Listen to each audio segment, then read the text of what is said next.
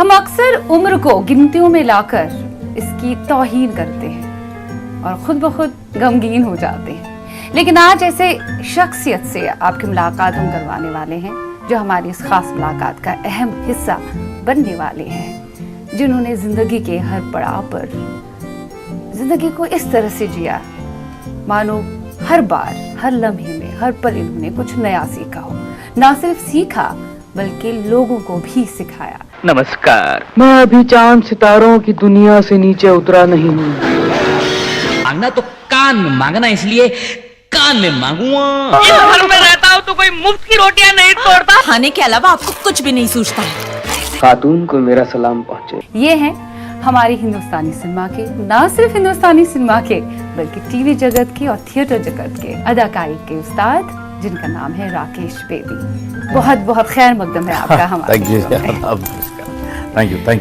Very much. सबसे पहले आपको बहुत बहुत मुबारकबाद। आपके जो प्ले हैं वो बहुत पॉपुलर है, काफी मशहूर है। सालों से आप थिएटर के साथ जुड़े हुए हैं, 40 से ज्यादा साल हो गए आपको एक्टिंग के साथ, अदाकारी के साथ। और जो आपका रिसेंटली प्ले सामने आया, जब वी सेपरेटेड, आपने इसे लिखा है, आपने इसका निर्देशन किया है, उसके लिए बहुत बहुत मुबारकबाद। काफी चल रहा है वो। Thank you. और आप कभी सेपरेट नहीं हुए थिएटर से।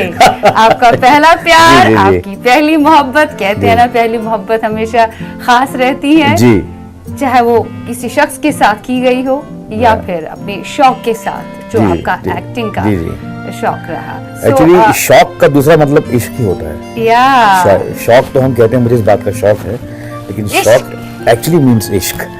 इश्क किसी चीज के साथ हो तो वो तो आपको छोड़ता ही नहीं है। जी, तो मैं बड़े प्राउडली कह सकता हूँ जी शिवा जी कि मैं बहुत कम उन कलाकारों में से हूँ जिन्होंने 40 साल में फिल्म, टीवी और थिएटर को कॉन्करेंटली, कंटिन्यूसली जिया है। ऐसा नहीं कि वरना कुछ लोग आते हैं, थिएटर पे कदम रखते हैं और फिर ये सोचे कि एक कदम आगे बढ़ने के लिए है फिल्मों में या कुछ और करने के लिए, फिर उसको भूल जाते हैं। मैं बहुत काम किया, मैंने बहुत बिजी रहा हूँ, बहुत मसरूफियत रही है, लेकिन सब चीज़ों के बावजूद मैंने कभी भी थिएटर का साथ नहीं छोड़ा, इन स्पाइट ऑफ एवरीथिंग। बहुत बड़ी बात होती है कि एक्टर के लिए, क्योंकि थिएटर से आप काफी कुछ सीखते हैं। ये एक तरह की रूहानियत आपके अंदर भरती है। आपके अंदर रूहानियत हो तो आप हर एक चीज बखूबी कर सकते हैं। और ये जो नया ड्रामा मैंने लिखा है, जिसका नाम आपने बताया जब वी सेपरेटेड है, तो ये मैं बड़ी मजबूरी में लिखा। आप कहेंगे मजबूरी क्यों? मजबूरी क्यों? एग्जाम्पल देता हूँ आपको कि पिछले 6-7 सालों में हमारे देश में डाइवोर्स की संख्या कितनी बढ़ गई है। ट्रू। यू नो, और मैंने ये ड्रामा इसलिए मजबूर होकर लिखा कि आज से 10-15 साल पहले जो कपल शादी करते थे, उनके पास अलग होने के बहुत बहाने थे कि मेरी सास ऐसी है, मेरा ससुर ऐसा है, मेरी ननंद ऐसी है, मेरे देवर ऐसा है, जॉइंट फैमिली है, जगह नहीं है, जॉइंट बिजनेस है, पैसे की कमी है, फलाना है, जगह की कमी है, so many, you know, dowry है। ये सब तो खत्म हो गया अभी, तकरीबन बड़े शहरों में तो खत्म ही हो गया। डावरी तो हम सुनते ही नहीं है। और न्यूक्लियर फैमिली भी है, और इश्क करके शादी कर रहे हैं आप, लव मैरिज करके शादी कर रहे हैं, फिर क्यों जुदा हो रहे हैं? तो ये मेरी मजबूरी थी कि मैं इस बात पे एक प्ले लिखूं कि अब क्यों जुदा हो रहे हैं भाई आप लोग। अब तो सब कुछ आप जिंदगी अपने अनुसार आप जी रहे हो, मन मुताबिक जी रहे हो। आपने अपनी पसंद के आदमी से शादी की, लव मैरिज की, अपने पसंद की जगह पे रह रहे हो, छोटा घर है, ना माँ बाप है, ना उसके माँ बाप है, ना आपके हैं, अकेले रह रहे हैं, न्यूक्लियर फैमिली है, फिर भी आप डाइवोर्स कर रहे हैं। तो ये जो संख्या जब बढ़ती जा रही थी, तो इसमें, और आप ये कहिए कि समाज या हमारा कोर्ट या सरकार एक बड़े होने की हैसियत से आपको 6 महीने का वक्त देता है जी, कि भाई आप 6 महीने डिवोर्स दे रहे हो, लेकिन साथ में रह के देखो, शायद काम बन हो सकता है, हो सकता है आपका दिमाग जो है वो शायद यू टर्न ले ले। तो 90% जो कपल हैं वो कहते हैं कि जब 8 साल निकल गए तो 6 महीने और निकल जाएंगे। लेकिन होता नहीं। लेकिन उस 6 महीने को इस्तेमाल नहीं करते वो। हाँ। तो मैंने इन 6 महीनों के ऊपर ये नाटक लिखा कि ये 6 महीने इस्तेमाल करने चाहिए आपको। अगर आपको कोर्ट ने या सरकार ने ये 6 महीने दिए हैं, भरपूर इस्तेमाल करो, तो इसका भरपूर इस्तेमाल करके एक बार फिर से एक रीयूनियन हो जाए, नए एंगल से जिंदगी को देखो। कॉमेडी है बहुत सारी, क्योंकि मैं बगैर कॉमेडी कुछ करता नहीं। कॉमेडी के तो आप उस्ताद हैं। चलिए, इसके लिए बहुत बहुत मुबारकबाद वंस अगेन। थिएटर प्लेयर्स तो बहुत सारे आपने किए। जब आपने शुरुआत की तो दिल्ली में स्कूल के टाइम में ही आपका एक्टिंग का कीड़ा इस कदर आपके दिमाग जी। में था कि आप चोरी छुपे रात रात को निकलते, इधर उधर फंड्स इकट्ठा करते जी, जी। और फिर पोस्टर्स वगैरह बाप रे, लगवाते काफी और जानकारी है आपको पुलिस ने एक बार पकड़ा भी था। Oh my रात को। God, you know so much. Yes, yes. है ना? जी, सही। जी, जी, जी। कुछ और यादें हैं कि किस तरह से पैसा आप जमा किया करते थे? अपने ही नाटक और- के पोस्टर लगा रहे थे हाँ। और उसमें कुछ जो है गेटअप कोई ऐसा था कि जैसे कोई आतंकवादी हो देखने में, हाँ। मतलब तो जब अपने खुद के पोस्टर रात को चिपका रहा था क्योंकि उस जमाने में क्या पैसे तो थे नहीं हाँ। और मीडिया ऐसा नहीं था कि आज एक बटन दबाओ तो 1000 आदमी को मैसेज चला गया व्हाट्सएप पे या कहीं। रिसोर्सेज इतने रिसोर्सेज नहीं थे, मीडिया भी नहीं था, तो पोस्टर छपवाओ और लगवाओ और ये भी पैसे नहीं थे कि किसी को आप अपॉइंट करो या कोई एजेंसी ऐसी, खुद ही छपवाओ, खुद ही रात को स्कूटर पे और लगाओ। तो ठंड का मौसम था, वो सब लपेटा हुआ था, तो लगाया तो पुलिस आई, उन्होंने देखा पोस्टर, ये तो कुछ आतंकवादी जैसा लग रहा है और ड्रामे का नाम भी था जहर। जहर। तो पुलिस वालों ने पकड़ लिया, बड़े हाथ पांव जोड़े, भैया देखो हम कलाकार हैं यार, ये तो नाटक है। कलाकार के लिए ये चीजें तो होती हैं, अगर उसको किरदार को जीना है तो एक जी। जुनून होता है ना, जी। एक पागलपंती कहेंगे इसको। जी। जब आपके अंदर वो पागलपंती होती है तभी जी। आप कुछ कर सकते हैं किसी क्षेत्र में, तो वो पागलपंती आपको बहुत आगे लेकर आई।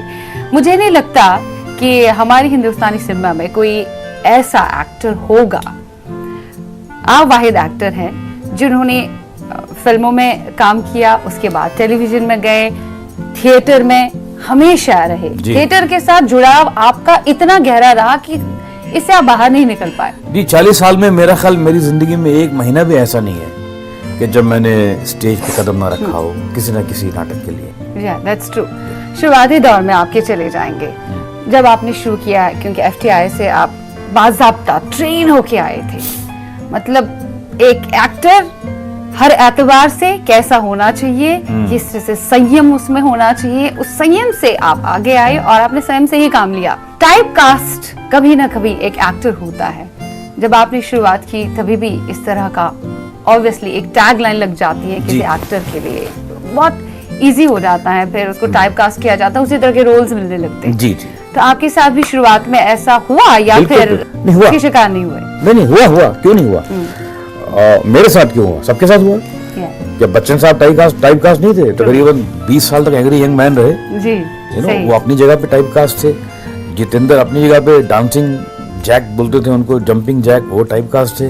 धर्म जी ही मैन थे, वो जी, टाइप कास्ट थे। जी।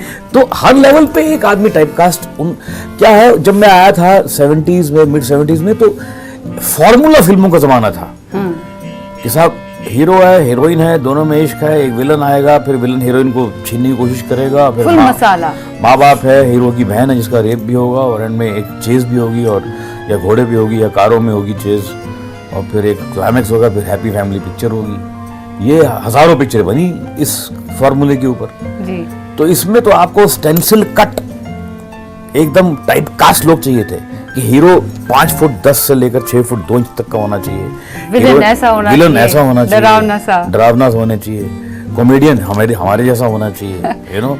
और मुझे कोई विलन तो लेगा नहीं। तो जब फिल्में ही फार्मूला फिल्में बन रही थी, उन्हीं में घुसना था, तो जब मुझे लगा कि सिर्फ एक कॉमेडी एक ऐसी जगह है जहां अगर मैं अपने आप को Establish कर पाऊं। कुछ तराशूं और उसमें कुछ अच्छा काम करूं तो शायद मैं एस्टेब्लिश हो पर आपका डिसीजन काफी अच्छा था जो आपने सोचा था। हर एक एक्टर नहीं ले पाता ऐसे डिसीजन, जी, जी। कुछ गलत डिसीजंस होते हैं एक एक्टर के लिए, फिर बाद में उनको लगता है कि शायद उनके हित में वो नहीं था। एक्चुअली 90% जो फेलियर हमारी लाइन में होता है, और जो हम तो सिर्फ सक्सेस स्टोरीज जानते हैं ना, बहुत सारे लोग हैं जो नहीं कर पाते, जिनको लोग नहीं जानते लेकिन हम जानते हैं कि हम काम करते रहते हैं।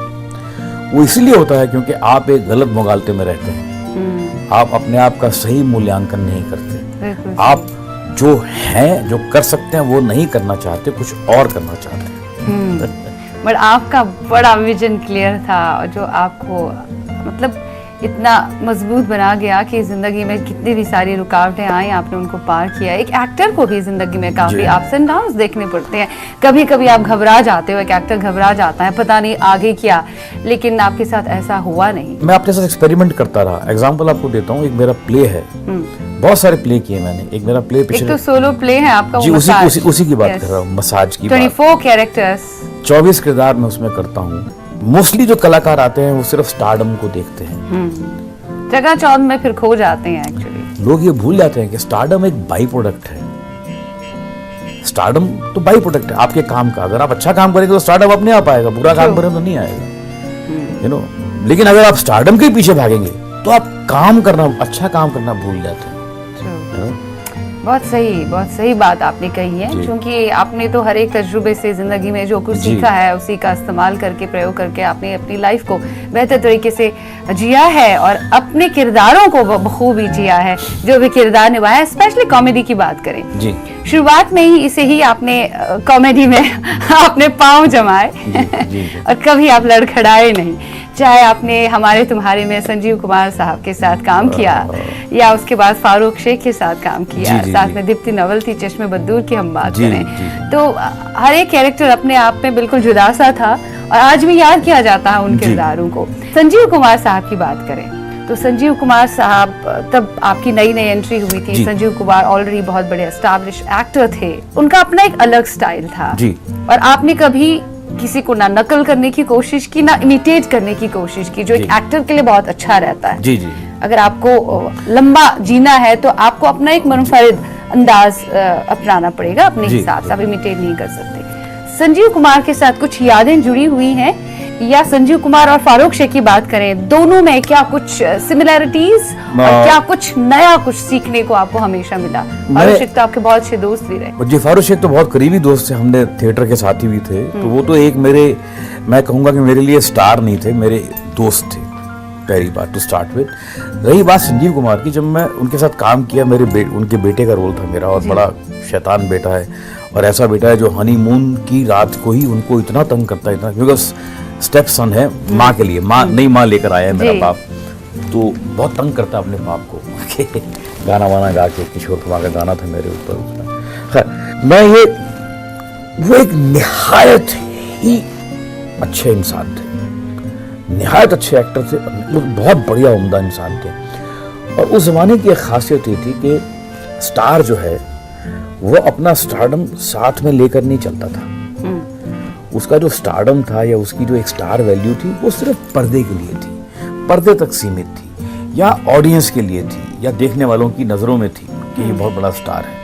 अपने कोलीग्स के साथ, अपने सेट पे, अपने को वर्कर्स के साथ, छोटा स्टाफ हो, बड़ा स्टाफ हो, सबके साथ एक बहुत ही बेसिक लेवल पे लोग जिया करते थे उस सपने में, without any kind of stardom का बोझ अपने कंधे पर लेकर, सर के ऊपर लेकर। एक normal missing that factor these days. आजकल तो टेलीविजन स्टार समझते हैं कि वो शायद बहुत बड़े सेलिब्रिटी है, भगवान की मतलब कि कोख में से निकले हुए हैं। बट ये डिफरेंस तो आपको पता चल रहा होगा 40-45 साल। हाँ, लेकिन मैंने कभी उस तरह से अपने आप को, कभी मेरे बच्चे हालांकि कभी कोसते हैं कि पापा कहीं तो अपने स्टारडम का कुछ तो एडवांटेज लिया करो। मैंने कहा मुझे नहीं लेना है, मुझे ज़रूरत नहीं है, और मुझे वैसे ही इतना एडवांटेज मिल जाता है कि मुझे कुछ एक्स्ट्रा करने की ज़रूरत नहीं है। यू नो, लोग इतनी मोहब्बत करते हैं, फिर उसको एक्स्ट्रा सा क्यों हम दिखाएं, किस लिए दिखाएं, किसको इम्प्रेस करना दिखाएं। और उस बोझ का एक बहुत बड़ा नुकसान है कि एक दिन आप खुद ही उस स्टारडम के बोझ के नीचे दब के मर जाते। स्टारडम चला जाता है, बोझ रह जाता है। तो तो ये तो कई सारे स्टार्स के साथ हुआ है। होता ही है। It happened to big superstars. जी, तो हमारे पास एग्जांपल्स हैं। आपने सर पे उठाया हुआ है बहुत सारा बोझ, मालूम पड़ा स्टारडम का बोझ है, लेकिन स्टारडम तो चला गया, लेकिन बोझ अभी भी है, उसके नीचे आप दबे रह गए। बहुत अच्छी बात कही है, एक आर्टिस्ट ही कह सकता है, कलाकार ही कह सकता है इस तरह की बात। क्या संजीव कुमार साहब की बात कर रहे थे, आपने कहा कि एग्जाम्पल देता हूँ आपको। देखिए, पहली फिल्म हमारे तुम्हारे, उसकी शूटिंग खंडाला में चल रही थी। खंडाला यहाँ से बॉम्बे से आपको मालूम है 2 घंटे की दूरी पर है। तो प्रोड्यूसर ने मुझे बस का टिकट दे दिया वहां जाने के लिए, एसटी बस, नॉर्मल, मतलब बस अड्डे पे जाओ, बस में बैठो, वहां शूटिंग में पहुंच जाना। तो बजट नहीं था। अब शुरुआती दौर, मैंने भी बुरा नहीं माना।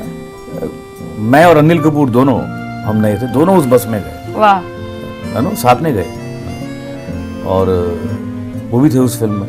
तो अब शूटिंग चली तकरीबन 10-15 दिन के अंदर मैंने संजीव कुमार को अब अपनी जोक सुना के, अपने एटीट्यूड से, अपने बिहेवियर से, अपनी कॉमेडी से, अपने विट से, ह्यूमर से अपनी जेब में डाल लिया। इतना मुतासिर कर दिया, आपके कायल हो गए हाँ, वो। कायल हो गए। मुझे ढूंढते थे वो, खाने के टाइम ढूंढते थे हर वक्त। किधर है राकेश, किधर है राकेश, किधर है उसमें, देखो यार राकेश Restless हो जाते हाँ, मतलब मुझे वो कोलैबोरेशन मेरी आदत पड़ गई थी उनको। तो जब आखिरी दिन आया तो उनका सुबह 10 बजे 11 बजे उनका पैकअप हो गया और मेरा पैकअप शाम को 6 बजे होना था, 4-5 बजे। तो उन्होंने कहा कल मेरा पैकअप हो जाएगा, मैं बॉम्बे चला जाऊंगा। मैंने कहा सर बड़ी खुशी हुई आपसे, 10-15 हमने काम किया, बहुत मजा आया। तो मैं काम करता रहा पूरा दिन। शाम को 5-6 बजे मुझे लगा चले गए होंगे। हरी भाई बोलते थे उनको, हरी भाई उनका निकनेम था। मैंने कहा चले गए। मैंने सडनली देखा उनका जो एक असिस्टेंट था, उनका जो मैन फ्राइडे जिसको बॉय बोलते हैं वो था। तो मैंने कहा अरे तुम यहाँ घूम रहे हो, कहाँ है सर, कहाँ है? बोला सर तो यही है। मैंने कहा उनका तो पैकअप हो गया था सुबह 11 बजे। बोला लेकिन आपकी वेट कर रहे हैं, आपको साथ में लेके जाएंगे। कमाल। तो 11 से लेकर 6 बजे तक मेरी वेट करते रहे कि मेरा पैकअप हो और मुझे वो अपनी गाड़ी में बिठाकर बॉम्बे लेके जाए। तो ऐसा एक रैपो था उनके साथ, इस तरह के इंसान वो थे। जी। बातों के सिलसिले को जरा सा यहाँ पे थोड़ा सा विराम देते हुए हम ब्रेक के पार मिलेंगे और वो चश्मे बद्दूर के चाम पे हम आएंगे। हम मिलेंगे इस छोटे से वक्फे के पार। हमारी बातें खास मुलाकात में राकेश बेदी के साथ जारी रहेंगी।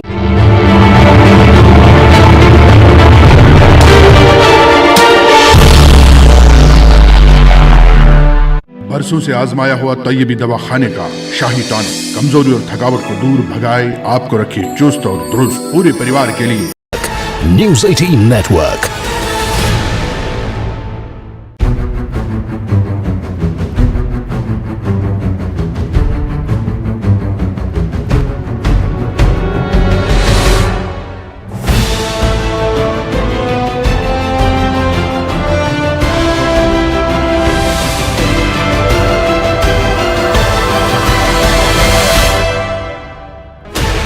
Sixteen channels, 15 languages, 26 states, 1,200 plus reporters, 66.9 crore viewers. India's largest news network, News 18 Network.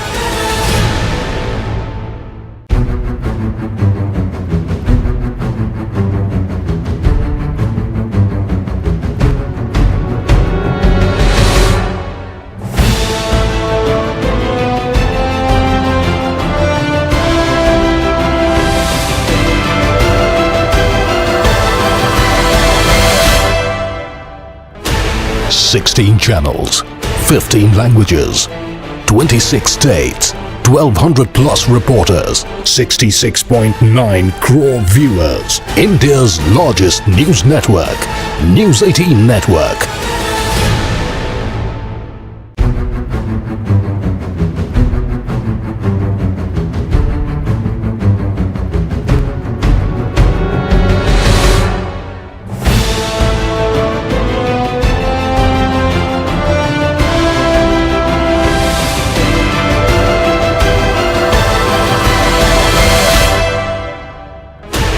Sixteen channels, 15.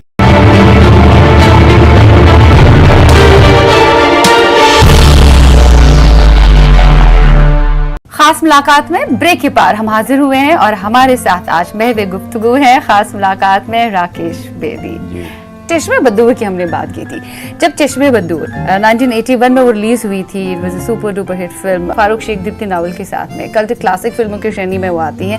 उसके बाद 2013 में डेविड धवन लेकर आए चश्मे बद्दूर नए हीरोज के साथ, न्यूकमर्स के साथ। पहले तो आपको लगा होगा कि शायद उस दौर में साई पराश पे उन्होंने लिखा भी था, उन्होंने फिल्म डायरेक्ट भी की थी। आपको लगा होगा शायद उस लेवल का लेकर आएंगे ये, या इस हमसे बेहतर शायद हो सकता है। लेकिन जब आपने फिल्म देखी, किन्हीं चीजों पर आपको जरा सा अफसोस हुआ? देखिए, अफसोस तो सबसे पहले इस बात पे हुआ कि चश्मे बद्दूर जो हमारी थी उसमें एक उसकी यूएसपी, उसकी खासियत थी उसकी सिंपलिसिटी। एकदम सिंपल सी फिल्म थी, घर भी सिंपल था, थिंकिंग भी सिंपल थी, वो जो बालकनी थी, छत थी, वो भी सिंपल थी, कोई ग्लैमर नहीं था। रियलिटी ऐसा लगता था कि ये हो रहा है, ऐसा होता है, या ऐसा मेरे साथ भी हुआ है, या रिलेट या हुआ है, या होने वाला, ये हो सकता है, एक लड़की है जिसको मैं देख रहा हूँ, गली से गुजरती है, शायद मेरे साथ भी ऐसा हो जाए। लेकिन ये जो फिल्म थी, इसमें क्या है, टेक्नोलॉजी बहुत आ गई, ग्लैमर बहुत ज्यादा आ गया। अब जैसे एक छोटा सा एग्जाम्पल कह लीजिए, एक जब मैं लड़की के घर में जाता हूं और आके बोलता हूं कि मैंने देखा उसके घर में, उसके बाथरूम में, टॉयलेट में हरे रंग का पर्दा है, मैंने देखा अपनी आंखों से, तो मैं उसको यकीन दिलाता हूं कि उसके घर पे जाके आया हूं मैं। और तुम्हें नहीं यकीन हो, जाके देख लेना, उसके घर में, उसके टॉयलेट में हरे रंग का पर्दा है, मतलब प्लास्टिक का जो कर्टन होता है टॉयलेट का। इसमें क्या था, वो बोलता है कि मैंने देखा उसके बेडरूम के ड्रॉर, पहला ड्रॉर खोलो तो उसमें उसके अंडरगारमेंट्स हैं लड़की की। कुछ चेंज हो जाता सब। तो कहाँ अंडरगारमेंट्स और कहाँ पर्दा, पर्दा तो बहुत जमीन आसमान का फर्क है। एक्चुअली अंडरगारमेंट ने पर्दे को हटा दिया। सब कुछ सामने लेकर आए। वो एक हद होती है ना, वो एक दायरा था आपके दौर का, एक सिंपलिसिटी थी। देखिए तो इस दौर में उसने अंडरगारमेंट देखे और उस दौर में मैंने पर्दा देखा। और पर्दे में जो बात होती है वो इसमें पर्दे की मोहब्बत तो फिर अलग ही होती है ना। और मोहब्बत की हम बात करें, आपकी मोहब्बत जो थिएटर के साथ है वो तो हमेशा लगातार चलती आई है और अभी भी जारी है। हाँ, आपकी मोहब्बत जो है, अधूरी मोहब्बत हम कहेंगे, जिसने आपको शायर बना दिया। तो शायद नहीं पता, इस बात की इल्मियत नहीं है कि राकेश बेदी साहब बहुत अच्छे शायर भी हैं। मैं तो समझता हूँ कि मैंने इतनी मोहब्बतें की हैं कि लगता है सारी की सारी अधूरी हैं। एक्सेप्ट मेरी बीवी के साथ जो है। I have a very lovely, beautiful wife, और बड़ी हसीन इंसान है, बहुत हसीन औरत है और बहुत मोहब्बत करता हूँ उनसे। खैर, तो शायरी की बात, हाँ, अब शायरी की बात रही तो शायरी, जैसे मैंने कहा कि आपको किसी चीज़ में डूबने के लिए उसमें डूबने की ज़रूरत नहीं है। मतलब उसमें अगर आप कई चीज़ों से अपने तजुर्बात से, आसपास से सीख सकते हैं कि क्या है। तो क्या सुनाऊँ आपको, क्या सुनना चाहते हैं आप? जो भी आपके दिल के बहुत करीब है, या जो सिचुएशन आप देख रहे हैं अराउंड, जो जैसे हर एक दौर का अलग अलग जायका आपने देखा है। एक गजल आपको सुना देता हूं, मैंने लिखी हुई। सोचता हूँ दोस्तों की इनायतों के बाद ये, सोचता हूँ दोस्तों की इनायतों के बाद ये, जलजले कमजोर थे या मेरा घर पुरजोर था। जलजले कमजोर थे या मेरा घर पुरजोर था। शेर सुनिए, वफा इनायत करम नवाजिश प्यार और मेहरबानियां, जो आपने भी कहा कि पहले का दौर जी, ये एग्जैक्ट उसी पे शेर है कि वफा इनायत करम नवाजिश प्यार और मेहरबानियां, गुजरे वक्तों में सुना है बस इन्हीं पे जोर था। वाह वाह वाह, गुजरे वक्तों में सुना है बस इन्हीं पे जोर था। देखकर बेरुखी ये साकी कहना ही मुझको पड़ा, देखकर बेरुखी ये साकी कहना ही मुझको पड़ा, ले गया जो जाम तुमसे मैं नहीं कोई और था। या वाह वाह। और शेर सुनिए, ये आज के ऊपर हालात पे, हर इंसान पे फिट बैठता है, आज के दौर के हर इंसान पे फिट बैठता है ये कि खा रहा है दिन ब दिन ज़मीर मेरा ये शहर, खा रहा है दिन ब दिन ज़मीर मेरा ये शहर। देखा था कल जो आईने में शख्स वो कोई और था। वाह वाह वाह वाह। देखा था कल जो आईने में शख्स वो कोई और था। और आखिरी शेर है गजल का कि फिर से पलटा मजलिसे अहले सियासत से उदास, फिर से पलटा मजलिसे अहले सियासत से उदास, चश्मों-लब खामोश थे दिल के अंदर शोर था। वाह वाह। आजकल के दौर हाजिर को मद्देनजर रखते हुए आपने ये कही है गजल, बहुत खूब मेल खाती है जो आजकल चल रहा है। बहुत अच्छा लगा Rakesh, thank you. Nice talking to you, wonderful. आज की खास मुलाकात उम्मीद करती हूँ आपको बेहद पसंद आ गई होगी। लिखिएगा जरूर shiba.lateef@nw18.com पर। फिलहाल आज की खास मुलाकात में इतना ही। एक नई शख्सियत लेकर आपकी खिदमत में हाजिर हो जाएंगे। तब तक के लिए अपना ध्यान रखिएगा। खुदा हाफिज।